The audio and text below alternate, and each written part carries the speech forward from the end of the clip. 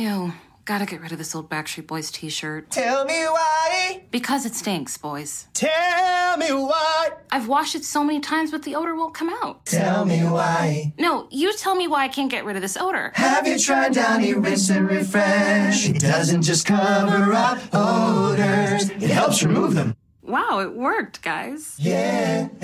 Downy Rinse and Refresh removes more odor in one wash than the leading value detergent in 3 washes. Find it wherever you buy laundry products. 3, 2, 1. Este é o Poder Público, a semana em debate pela secção de política do Público. Marta Moitinho Oliveira. David Santiago. São José Almeida. E eu sou a Helena Pereira. Esta quarta-feira, pouco mais de um mês depois das eleições legislativas, ficámos a saber quem são os novos ministros. António Costa tinha prometido um governo mais curto e mais ágil, cortou em 2 ministérios e em várias secretarias de Estado. E pela primeira vez senta à mesa do Conselho de Ministros tantas mulheres como homens. Retira ainda da composição deste governo 2 traços: a concentração de mais poder no Primeiro-Ministro, que pela primeira vez assume a pasta dos assuntos europeus, e o surgimento de Mariana Vieira da Silva como uma super-ministra. São José, por que razão é que há esta novidade de António Costa assumir ele próprio os assuntos europeus? Porque ele já o assumia. Na prática? Não, houve lá. Mas agora é na orgânica, não é? Sim, ele passa para a tutela dele a Secretaria de Estado dos Assuntos Europeus, porque de facto quem representa, ou seja, quem representa o país nas grandes decisões da União Europeia e nos consensos é o Primeiro-Ministro. Há anos que já nem sequer o Ministro dos Negócios Estrangeiros participa nas cimeiras europeias, por exemplo. Pode ir a coadjuvar, mas organicamente não participa. Portanto, se ele queria racionalizar um governo, queria fazer um governo menos disperso, mais operacional, é natural que a Secretaria de Assuntos Europeus, que é no fundo que gera o expediente cotidiano da gestão dos assuntos europeus no país, esteja sob tutela dele e que permita uma eficácia maior de funcionamento. Não vejo aí nem aumento de poderes, porque ele de facto já tinha o poder nos assuntos europeus, é ele que o tem, nem que seja uma mensagem críptica que possa indiciar que ele está agora a pensar que vai, daqui a 2 anos, quando houver eleições europeias e a reeleição de órgãos de poder institucional da União Europeia, ir desempenhar um cargo no Conselho Europeu. Acho que não faz sentido nenhum, porque ele recusou uma vez. Não faz sentido. Já disse que a água não passa 2 vezes por baixo da mesma ponte. Pronto. E mesmo na Comissão Europeia, acho bastante improvável que ele, com os 2 anos que nos esperam, a nós e à Europa, que ele tenha condições para deixar o governo do país para ir exercer um cargo europeu. Não, quer dizer, acho que é uma solução de racionalização do funcionamento da orgânica do governo. Marta, a ministra Mariana Vieira da Silva fica também com a coordenação do Plano de Recuperação e Resiliência. Aqui há uma coisa que eu não percebo. Vai haver um esvaziamento do Ministério da Economia, que acaba por ser ocupado por António Costa Silva, que era o pai do PRR, mas agora a coordenação fica na Vieira da Silva. Como é que isto vai funcionar? Eu acho que uma coisa é ser o pai do PRR e outra coisa é executar o PRR. Executar. acho que é diferente. Uma coisa é ser o pai, outra coisa é ser o cuidador. Exatamente, é mais ou menos isso. Porque, de facto, sabendo que António Costa Silva vai para o governo, eu acho que a primeira ideia que nós tínhamos era que ele ficaria com o PRR, porque ele é que é o pai do PRR. Mas, de facto, não foi o que aconteceu. Eu acho que ele é, de facto, um pensador, tem um perfil pensador, mas não tanto executivo. E acho que isso é um dos pontos. E a questão dele ter ficado, por exemplo, com o Mara, na apresentação do PRR, notou-se muito que ele tinha uma paixão enorme por aquele tema, o tema do Mara. E, portanto, faz algum sentido estar ali porque ele pensa sobre o mar de uma forma muito transversal. Não olha para o mar como ou os portos ou a questão das pescas. Ele olha de uma forma transversal e de uma forma económica sobre o que é que nós podemos tirar, sim, o que é que nós podemos tirar do mar, que basicamente é o dobro do nosso, se nós contarmos com o mar, é o dobro do nosso território, acho eu, ou mais. Depois, acho que para executar o PRR ele pôs isso nas mãos de quem ele mais confia, que é a Mariana Vieira da Silva, e que tem capacidades executivas, que tem dado provas de ter capacidades executivas grandes e de conseguir tocar vários instrumentos ao mesmo tempo, digamos assim, e acho que foi por causa disso. O Ministério da Economia, de facto, parece ficar assim um bocadinho... como é que eu ia dizer? Não é bem vazio, mas parece estar um bocadinho a boiar, que é até um bocado estranho numa altura em que a economia vai sofrer um abalo tão grande. Normalmente os empresários também, quando são questionados sobre o perfil do Ministro da Economia, falam muito sobre a questão de ter que ser uma pessoa que os ouve, uma pessoa que os visita. Às tantas, se calhar, é só preciso isto para a parte dos empresarios. Depois ele fica com aquelas áreas tradicionais da economia. Era bem visto, não era? No setor da economia. Será que os empresários terão ficado tristes? Sim, embora o perfil dos dois... É parecido. Isso é parecido. Quando foi para preparar o documento que deu origem, ou que serviu de base ao PRR, ele fez imensas audiências com universidades, mas também com empresários, portanto ele ouviu muito a sociedade civil, digamos assim, a esse nível. Portanto, eu acho que ele vai ter essa capacidade de diálogo. Ele vem da sociedade civil. Ele vem da sociedade civil, não? Sim. Mas ele é sociedade muito civil. contato com os empresários, que eu recordo-me. E nesse aspecto não estou a ver grandes diferenças. David, e na orgânica do Governo, a descentralização também parece ficar no Ministério da Coesão Territorial, ou seja, desce de patamar de importância. Atribuis algum significado político a isso? Eu diria que sim, acho que ele esvazia-se um bocadinho o processo. É bom recordar que é um processo que começou já há alguns anos e que seria gradual. Foi isso que foi negociado na altura entre o PS e o PSD e foi acordado com os municípios.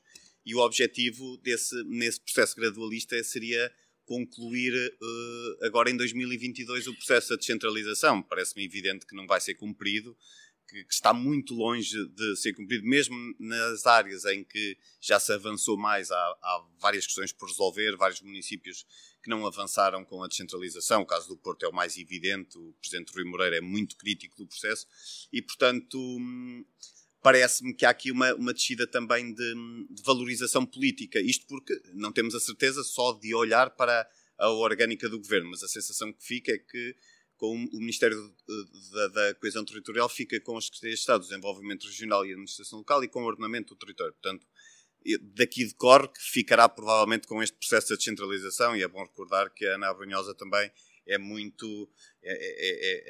uma grande defensora do processo de descentralização, também já trabalhou nessa área, trabalhou na CCDR e já disse inclusivamente que este governo, mais do que uma vez, na última vez retratou-se, mas já tinha dito antes que este governo era muito centralista, o anterior, que era muito centralista. Eu não estou, olhando para os nomes, não vejo diferenças, não estou a ver um ímpeto de descentralista agora neste novo governo só porque mudam algumas figuras, pelo contrário, não me parece que sejam necessariamente descentralizadores e, portanto, eu acho que é um processo difícil e que vai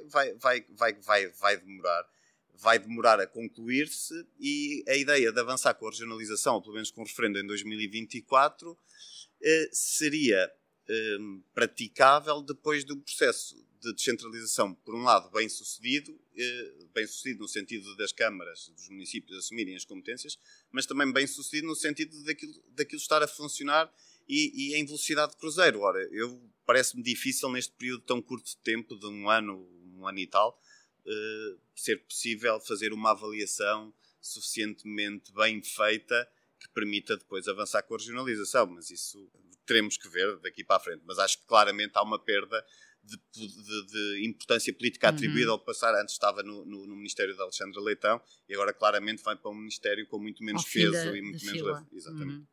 Passando a descentralização para as finanças, confirmou-se Fernando Medina nesta pasta, e isto significa o regresso a um paradigma há muito que não era usado, que era pôr um político nesta pasta. São José, achas que vai correr bem? Em relação ao Ministério das Finanças, deixa-me referir que uma das coisas que me surpreendeu ontem no organigrama do governo, ou seja, a hierarquia dos ministros, o primeiro, o segundo, o terceiro, não é? O trambolhão que o Ministério das Finanças dá neste governo. Parece sexto. Sexto, acho que é sexto, não sei de cor. Mas, quando tradicionalmente o Ministério das Finanças era sempre, nas leis orgânicas, é um ministério... Top 3. Sim, top 3, por aí, sim. Por outro lado, em relação a Medina, Medina é um político, ok? Mas Medina também é um técnico da área. É preciso lembrarmos que Medina é economista entrou como vereador na lista de António Costa para a Câmara Municipal de Lisboa, creio que em 2001, as eleições foram em 2013, acho que foi 2013, precisamente com o pelouro de vice-presidente e finanças. Pronto. Portanto, quer dizer, o Ministério das Finanças é maior que a Câmara de Lisboa, mas a Câmara de Lisboa é um monstro maior que alguns ministérios e que muitos ministérios, não é? Não é o país como o Ministério das Finanças, mas é uma grande máquina administrativa. Quanto à questão de ele ser político e não ser um técnico, João Leão não era um político.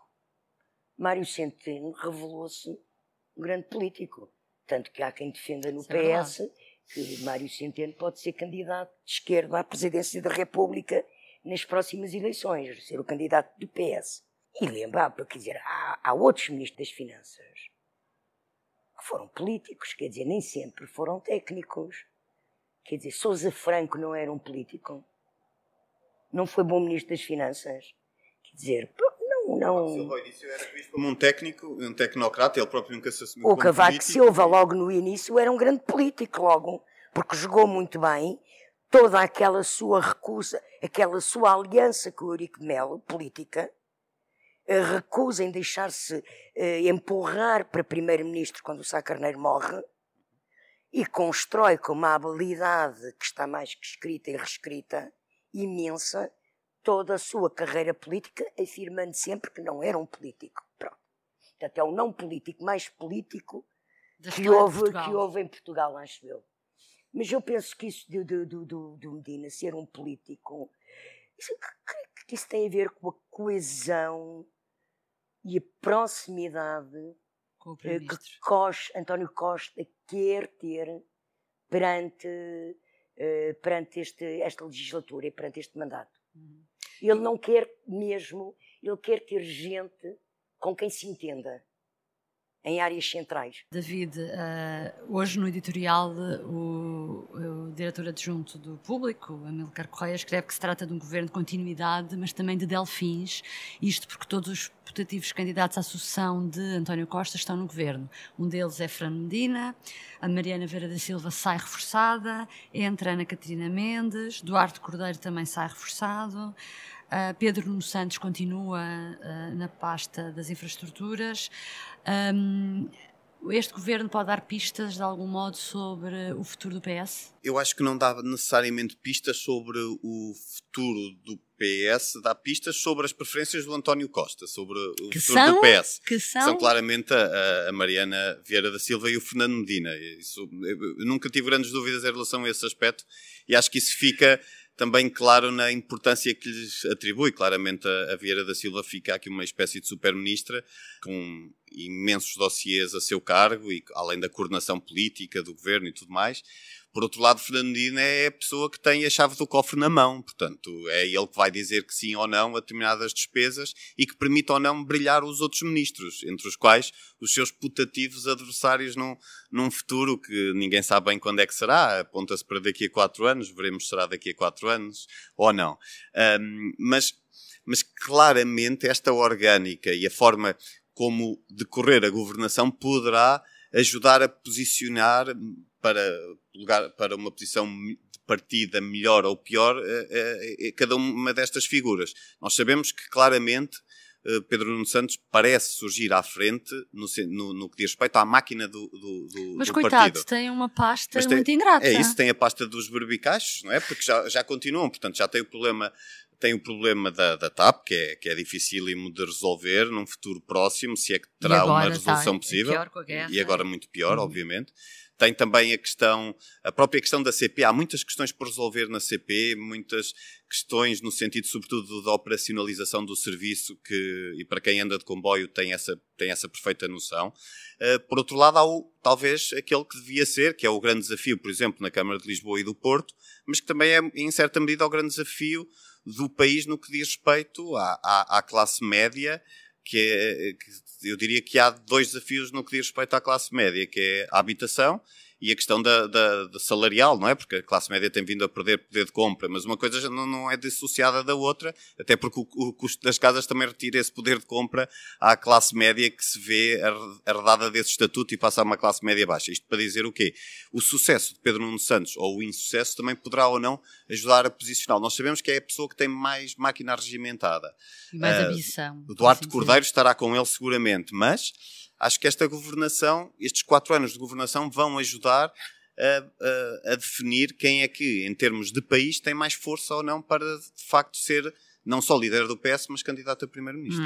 As grandes surpresas do governo, por outro lado, pode-se dizer que foram Elvira Fortunato na Ciência e Ensino Superior e Adão e Silva na Cultura. Marta, ficaste surpreendida com estes nomes e já agora aproveitava só para ir ao início da conversa, que é: este é o tal governo ágil e curto prometido por Costa que estavas à espera? Bem, sobre o nome de Elvira Fortunato fiquei um pouco surpreendida, porque ela parecia ter uma carreira, tem uma carreira académica altamente consolidada e premiada, largamente premiada internacionalmente, e às vezes é um pouco estranho ver essas pessoas a passar dessa plataforma para esta tarefa que às vezes são os governos, não é? E pronto, é um pouco surpreendente. Pedro Adão Silva é mais surpreendente ainda porque ele tinha abraçado um projeto há relativamente pouco tempo, tinha um período de duração fixo e era uma missão pré-determinada, portanto aquilo tinha um princípio, um meio e um fim. As cerimónias começaram horas antes do nome dele ser anunciado como ministro. Sim, e foi muito surpreendente, e de facto essa comissão, a comissão que prepara as comemorações dos 50 anos do 25 de Abril, teve sempre problemas desde o início, e os problemas de facto estavam muito centrados nele. Teve primeiro a ver com a questão do salário dele, e aquilo foi bastante complexo no início, se ele recebia, se ele não recebia salário, quanto é que ele recebia, quais eram as ligações dele ao PS. Ele já não é militante do PS. Pois, exato, ele já não é militante. A sensação com que eu fiquei foi: ele já devia estar tão cansado destas acusações que ele mais valia fazer parte da equipa. Mais valia fazer parte, porque ele está sempre a ser acusado de fazer parte. Então mais vale juntar a equipa.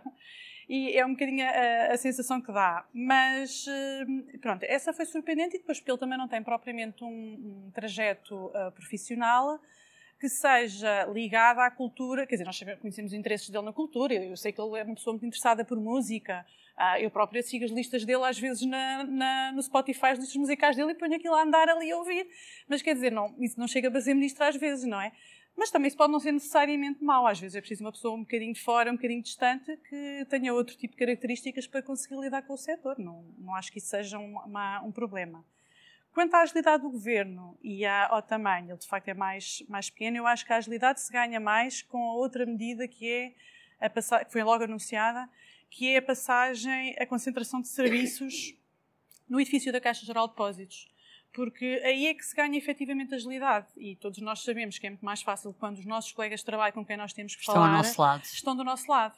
E principalmente em áreas, portanto, o que o Governo começou por anunciar é que as áreas que estão diretamente ligadas com a implementação do Plano de Recuperação e Resiliência vão já até ao final do ano para esse edifício da Caixa Geral de Depósitos, e portanto vai ser fácil eles comunicarem uns com os outros, e agora estariam em pontas opostas às vezes da cidade. E eu acho que isso é que vai dar verdadeiramente agilidade ao governo. Acho que há um teste de algodão importante para perceber se há um verdadeiro compromisso com a intenção de agilidade no que diz respeito à governação, e que será, na minha opinião, acabar com as 3 secretarias de Estado descentralizadas, que foi uma medida, na minha opinião, absolutamente demagógica, que não serviu para nada e que criou entropias na governação, aumentou os custos, não é por aí, não é pelos custos, mas aumentou os custos, porque as pessoas caminhavam para os gabinetes, as ministras, as secretárias de Estado, neste caso, as próprias ministras a irem lá. Houve aqui imensas viagens para trás e para a frente. Vamos ver se ainda se vai manter alguma coisa dessas. Se vai manter, é não isso que eu ainda estou a dizer. As decisões políticas têm sempre 2 vertentes. Uma um bocado mais... Mas isso foi um sinal político demagógico, Sim, porque sim, nunca trouxe sim. nada, Não não levou trouxe emprego nenhuma nenhum àquelas vantagem. regiões, não trouxe Não. desvantagens, porque Sim, criou sim. entropias. E, portanto, se concentram serviços e se mantêm secretarias de Estado descentralizadas parece só para parecer contraditório. bem, Parece há aqui uma contraditório, contradição. Eu acho que esse poderá ser um dos testes. Visto do interior, vai ser o governo da Caixa Forte da Avenida João 21. Sim, mas objetivamente não trouxeram nada de bom, e quem conhece o modo de funcionamento das secretarias de Estado em Bragança, na Guarda e em Castelo Branco, sabe que não trouxe nada de positivo àquelas regiões. Bom, por hoje ficamos por aqui. Para a semana voltamos um dia depois da tomada de posse do governo e nessa altura já essas dúvidas que pairam estarão todas esclarecidas e estaremos aqui para as comentar. Obrigada por nos ter acompanhado. Até breve. Até breve. O público fica no ouvido. O que se bebe em dia de festa pode-se beber no dia-a-dia? E que ligações gastronómicas se podem fazer com o que temos no copo? Aprenda e prove com a Escola do Gosto, a Academia de Literacia Alimentar do Público. Aulas únicas com especialistas. Entre como amador e saia um pouco mais conhecedor. Não perca a próxima aula, a 18 de novembro, no Porto. Os lugares são limitados. Inscreva-se já em público.pt.